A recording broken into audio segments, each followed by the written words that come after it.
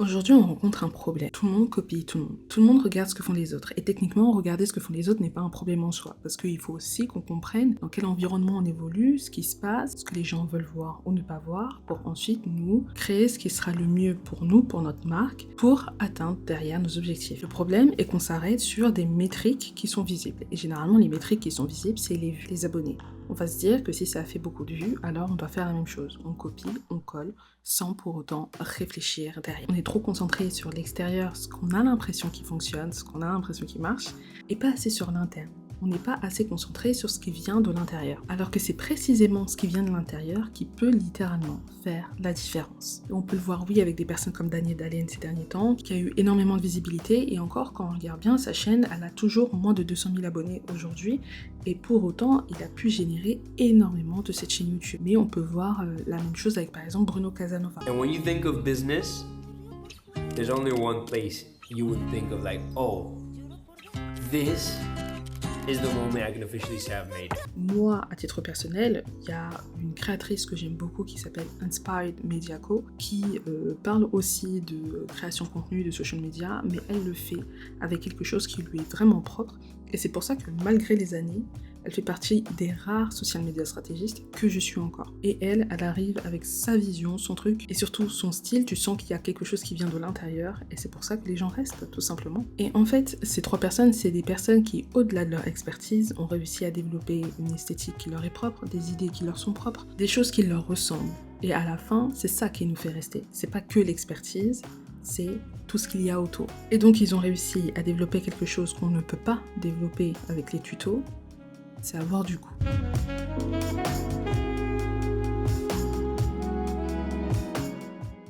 Avoir du goût, c'est une idée vague. C'est une idée vague car ça va dépendre tout simplement des gens. Là où je veux en venir, c'est que avoir du goût, c'est trop intangible car le goût va réellement dépendre des gens. Ça va dépendre des personnes qui nous regardent. Ça ne va pas plaire à tout le monde. Et de toute façon, ce n'est pas le but. Le but, c'est d'avoir certes du goût, mais surtout de pouvoir faire vivre une expérience mémorable. Pensez McDo vs un restaurant gastronomique. Le McDo, tu le connais, c'est ok, globalement tout le monde aime, mais c'est pas quelque chose qui va nous marquer. Alors qu'un restaurant 3 étoiles, tu peux aimer, tu peux ne pas aimer, mais tu es sûr de ne pas oublier l'expérience. Ça va te marquer. Par contre, le veuille ou non, dans les restaurants étoilés, on va y mettre du goût. Et ici, quand je parle de goût, je ne parle pas nécessairement de nourriture, mais de tout ce qui va accompagner l'expérience. Que ce soit la décoration, que ce soit le choix de la musique, comment sont servis les plats. Et donc, ça doit venir de manière assez subtile, et d'ailleurs, c'est ce que j'essaie de faire le plus souvent avec mes clients. Mais au final, on n'a toujours pas répondu à cette question. Qu'est-ce que le goût?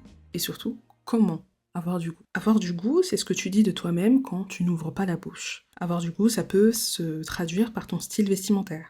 Ça peut se traduire par l'environnement qui t'entoure, ce qu'on associe à toi. Le goût, c'est de la cohérence. C'est pas juste un puzzle de choses stylées qui ne vont pas nécessairement ensemble. Le goût, ça peut être tes idées, comment tu décides de t'exprimer. Le goût, c'est tout ça. Et surtout, le goût se développe. Ce n'est pas quelque chose d'inné, même si on peut le penser. C'est quelque chose qu'on va travailler au fur et à mesure des années en s'éduquant sur certaines thématiques, en regardant, s'inspirant, en créant peut-être son mood board. Et tu verras d'ailleurs que la majorité du temps, les gens que tu penses avoir du goût ont d'abord créé des choses simples et l'ont ensuite développé par la suite. Il n'y a pas besoin de faire des choses extraordinaires, bien au contraire. Par exemple, quelqu'un qui est considéré avoir du goût et en tout cas avoir une personal brain qui est plus ou moins stylé, c'est Iman Gadzhi. Iman Gadzhi a de manière générale des idées entre guillemets assez basiques, surtout si on va sur sa chaîne principale. Il va nous dire des choses qu'on a entendues et réentendues, mais c'est tout ce qu'il y a autour qui va faire qu'on va être plus ou moins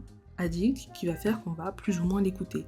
C'est une personne qui a du goût par rapport à son style, par rapport à son environnement, par rapport à comment il se présente, par rapport à comment il te parle, comment il s'adresse à toi, tout ce genre de choses. On l'aime ou on l'aime pas, mais tout le monde sera plus ou moins d'accord pour dire que l'image qu'il renvoie est une image où il a du goût. Alors, lui, il dit souvent que c'est quelque chose qu'il n'a pas réfléchi, qui lui est venu de manière naturelle, parce qu'il a toujours été comme ça. Je pense qu'il y a du vrai, mais que c'est aussi quelque chose qu'il a développé au fur et à mesure des années, pour que ça se précise et pour qu'on ait une perception de lui très premium. C'est aussi quelque chose dont Leila Hermosi parle beaucoup, que notre image, c'est aussi une association de choses. Et donc du coup, comment on développe le goût? Comment on développe notre goût, notre taste, pour attirer les gens et les rendre plus ou moins accros, plus ou moins addicts. La première chose, c'est l'idée. car tout part d'une idée et c'est la base. Avoir du goût, c'est aussi, et c'est même surtout, choisir les bonnes idées. C'est savoir les repérer et dire non aux choses qui vont être incohérentes avec nous ou qui ne sont tout simplement pas bonnes. Et donc il faut choisir et développer des bonnes idées. Et ça se fait avec les croyances qu'on a, avec la vision qu'on a et là où on veut aller sur le long terme. Tu développes ensuite une idée avec un angle pris. Donc tu fais un choix et il faut assumer ce choix. Littéralement, cette vidéo, je me suis posé la question, est-ce que je devrais la faire? Est-ce que c'est une bonne idée? Est-ce que c'est un bon choix?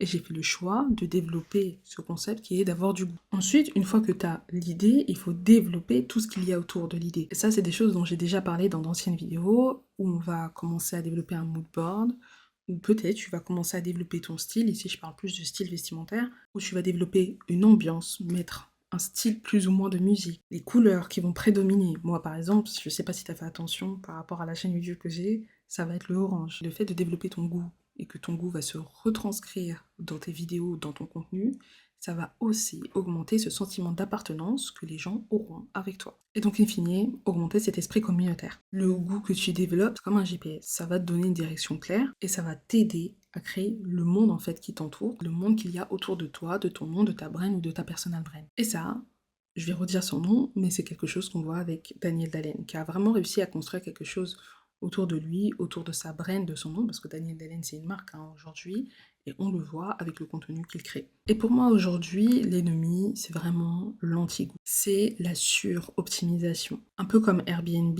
ou si vous voulez, tous les Airbnb vont commencer à se ressembler, parce qu'on a peur de prendre des risques, et on a envie que nos logements soient pris et réservés. Alors que c'est justement en faisant des logements qui changent, avec du goût, on va incorporer des choses plus ou moins esthétiques, mais en tout cas avec un choix assumé, que les gens seront plus à même à louer notre bien. Le beau, les prises de décision dans l'esthétique, dans les idées, commencent à se faire de plus en plus rares, et donc grâce à ça, il est aussi de plus en plus simple de se démarquer. Tout est plat, tout se ressemble, et du coup, tout manque un peu de caractère. Ton vrai ennemi, c'est le conformisme. C'est d'avoir peur de sortir de la case. Peur parce que tu as peur qu'on te critique, tu as peur qu'on mette à mal ta crédibilité, peur qu'on te reproche ta différence. Tu as peur et en réalité, c'est une peur qui est totalement légitime. Le problème, c'est qu'avec cette peur et en te laissant emparer de cette peur, tu deviens une commodité.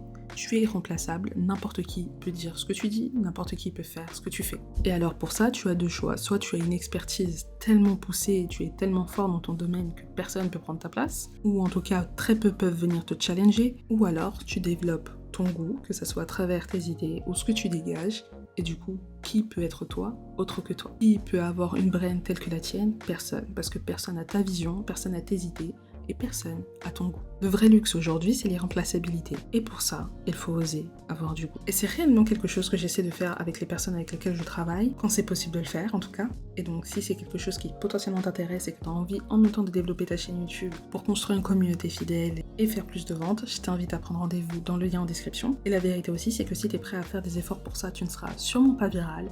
Mais ça, j'en parle dans cette vidéo.